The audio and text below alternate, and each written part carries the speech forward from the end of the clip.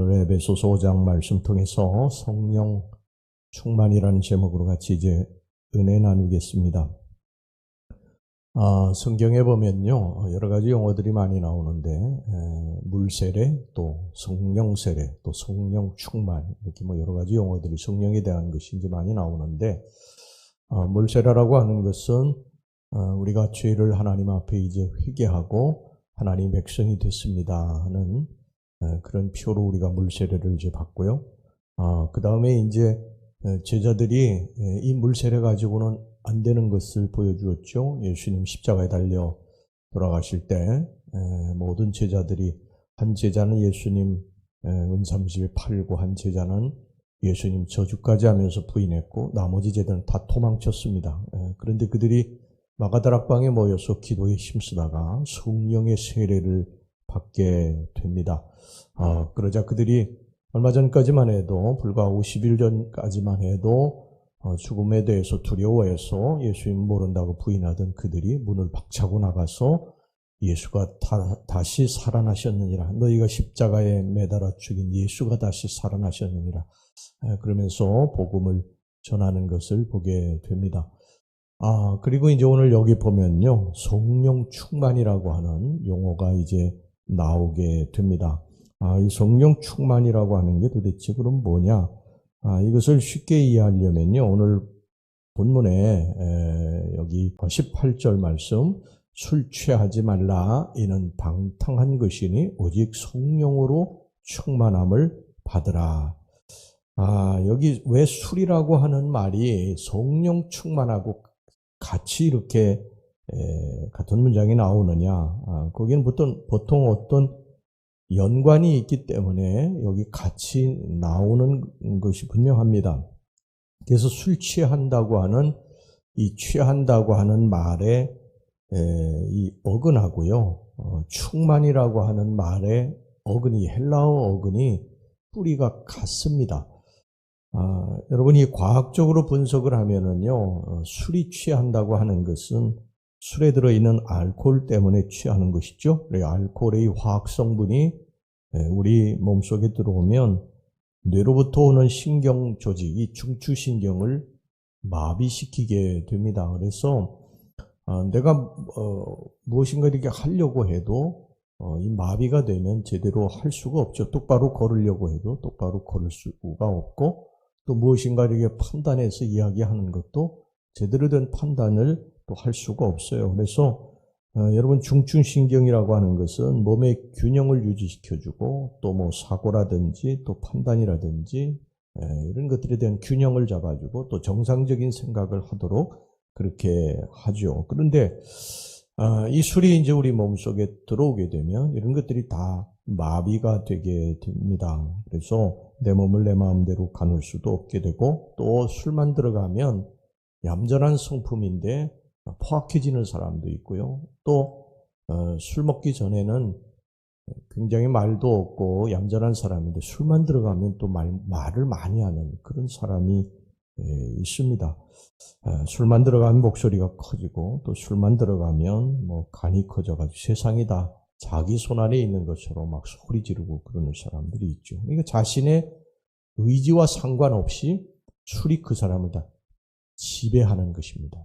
모든 것들 다 지배해서 자기 마음대로 할 수가 없는 거예요. 여러분, 성령 충만이라고 하는 것은 바로 이런 의미가 있습니다.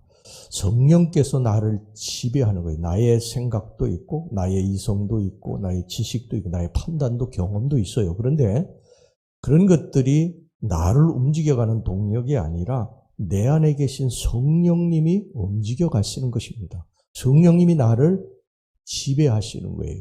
우리가 성령의 세례를 받고 성령의 충만함을 받게 되면 나의 자리에, 성령 세례 받는 것은 내가 이제 주인의 자리에서 내려오는 것이죠. 성령께서 이제 내 중심의 자리에 앉으시는 것이고, 그리고 성령 충만이라고 하는 것은 그 주인이, 그 성령님이 나를 완전히 지배하는 거예요. 술이 들어와서 내가 내 마음대로 막 몸을 가누지도 못하고 내 마음대로 막 말을 막 하고 막 그러는 것처럼 성령께서 내 안에 오셔서 나를 완전히 지배하고 나를 움직여 가시는 것이죠. 나의 모든 생각이나 판단이나 경험이나 지혜나 지식이나 이런 것들이 있지만 이런 것들이 아니라 성령님이 완전히 주장해서 나아가는 것. 성령 충만이라고 하는 것은 한마디로 나의 삶을 전적으로 성령님이 지배하는 것. 이게 이제 성령 충만입니다.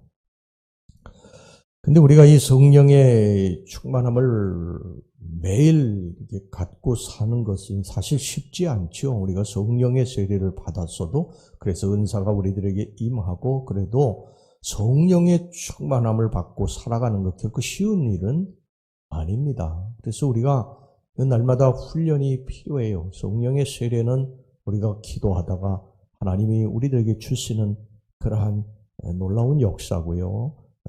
이 경험이지만 성령의 충만, 이 성령의 세례를 계속 유지하는 것은 우리들이 굉장히 노력을 해야 됩니다.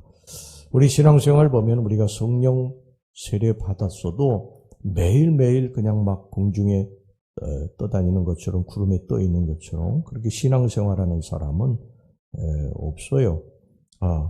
그래서 우리가 그렇게 살지 못하면 낙심을 하게 되는데 여러분 낙심할 거 없습니다. 우리는 매일 감격하고 매일 은혜가 충만하고 매일 감사와 찬송이 넘치고 그렇게 살기를 원하지만 그렇지 못하죠. 때로 갈등도 하고 때로 의심도 하고 때로 걱정도 하고 때로 불안해하기도 합니다. 근데 성령 충만이라고 하는 것은 아까도 말씀드렸습니다만 나의 삶을 성령님께로 이제 옮겨가는 것입니다. 내가 모든 것들을 이제 판단해서 내 마음대로 가고 그랬던 것을 이제 절제하는 거예요. 그렇게 하지 않으려고 애를 쓰는 것이죠. 오늘도 새벽에 여러분들이 하나님 앞에 이제 기도하면서 나의 삶을 의탁하는 것입니다. 내가 내 발로 뛰어다니는 것이 우선이 아니고 먼저가 아니고 성령님께 내 삶을 의탁해서 성령님이 이끄시는 대로 살아가는 거, 옮겨가는 거예요. 그쪽으로 자꾸 옮겨가는 것입니다. 어제는 못했는데 오늘 하는 것이죠. 오늘은 못했는데 내일을 하는 것입니다. 우리가 성령 충만이라고 하는 거는요, 산에 가가지고 기도원에 가서 기도한다고 갑자기 성령 충만해지는 것이 아닙니다. 물론 저 변화는 있겠지만요, 지속적인 성령 충만은 내가 그렇게 살아야 되는 것이죠. 내 의지를 꺾고 지혜를 꺾고 내 경험을 꺾고 하나님께 의탁하는 훈련을 매일매일 해야지 그것을 이루어낼 수가 있습니다. 여러분 인생을 아는 것과 산다고 하는 것은요 굉장히 차이가 있어요. 눈으로 보면 다 할 수 있을 것 같은데 실제로 하려면 안 됩니다. 성령 충만은 성령님이 나를 지배하시도록 하는 것이다. 이게 얼마나 간단합니까? 근데 간단한데 그게 잘 되지를 않죠. 우리는 이제 축구 같은 거 이렇게 보면서요 골대 앞에서 골키퍼하고 1대1로 이렇게 해서 공을 차기만 하면 이제 들어갈 것 같은데 그걸 엉뚱한 대로 차는 사람이 있죠. 그럴 때는 저런 멍충이 저걸 못 넣냐 나도 넣겠다 이제 그러는데 실제로 내가 들어가서 뛰어보면 그게 쉬운 일이 아니에요. 우리는 다른 사람들이 볼 때 다른 사람을 볼 때 왜 저렇게 하느냐 이렇게 쉽게 말을 하지만요 우리가 또 그 현장에 들어가서 해보면 그게 쉬운 일이 아니에요. 여러분 신앙생활도 마찬가지입니다. 50kg 엽기가 하나 있다. 그러면 그 엽기를 이렇게 보면 나도 들 수 있을 것 같아. 그러지만 실제로 들어보면 그게 쉬운 일이 아니에요. 운동선수들이 금메달 따는 게 그게 쉽게 따는 게 아닙니다. 수도 없이 땀과 눈물을 흘려야지 딸 수 있는 것이죠. 기초 훈련을 해야 됩니다. 훈련을 자꾸 해야 되죠. 근데 훈련이 어렵죠. 왜 어려운 줄 아십니까? 두 가지 이유가 있는데 첫째는 나의 평상생활과 다르기 때문이에요. 내가 늘 하던 일들이 아니라 새로운 것을 시도하기 때문에 어려운 것입니다. 예를 들어서 팔굽혀펴기 하는데 처음에 굉장히 힘이 들죠. 그런데 점점 하다 보면 나중에는 이제 개수가 점점 늘어나게 되는 것입니다. 평상시에 하지 않던 것이니까 훈련은 어려울 수밖에 없어요. 그 다음에 두 번째 훈련이 어려운 이유는요. 계속 반복되기 때문입니다. 이 반복되는 게 굉장히 어려운 일이에요. 이것을 계속 해나간다고 하는 것은. 그래서 어느 날 포기해버리고 또 옛날로 돌아가게 되고 그렇죠. 운동선수가 계속 이제 파리올림픽 때문에 뭐 운동선수 열심히 운동하는데 그 계속 훈련을 반복해서 하지 않으면 어느 순간 퇴보하게 돼요. 뒤로 가게 되는 것입니다. 여러분 우리가 성령 충만은요 날마다 훈련해야 됩니다. 성령 세례는 하나님의 은혜로 우리들에게 주어지지만 이것을 계속 유지하는 것은 쉬운 일은 아니에요. 날마다 기도하고 하나님을 바라보고 내 자신을 꺾고 훈련하고 연습하고 그렇게 해서 나가야 되는 것입니다. 여러분이 기독교는요 헬라 철학이 아니에요. 헬라 철학은 관념의 철학입니다. 그래서 앉아가지고 여러 가지 생각들 하고 사고하고 뭐 그런 것이지만 기독교는 헤브라이즘입니다. 계속 훈련하는 거예요. 옮겨 다니는 것입니다. 옮겨 다니며 양을 치는 것. 이 기초가 헤브라임이죠. 여러분 성령 충만, 하나님께 나의 삶을 온전히 맡길 때까지 여러분 계속적으로 기도하고 훈련해서 여러분들의 삶이 달라져 갈 수 있기를 주의 이름으로 축원합니다.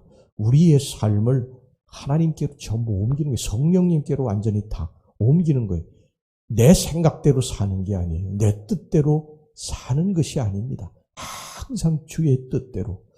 내가 발이 먼저 나가려고 할 때도 아니지. 하나님 앞에 내가 기도하고 성령님의 뜻을 따라야지. 그리고 나는 이리로 가고 싶은데 성령님이 기도하니까 자꾸 다른 길로 인도하셔. 거기로 내가 가는 거예요.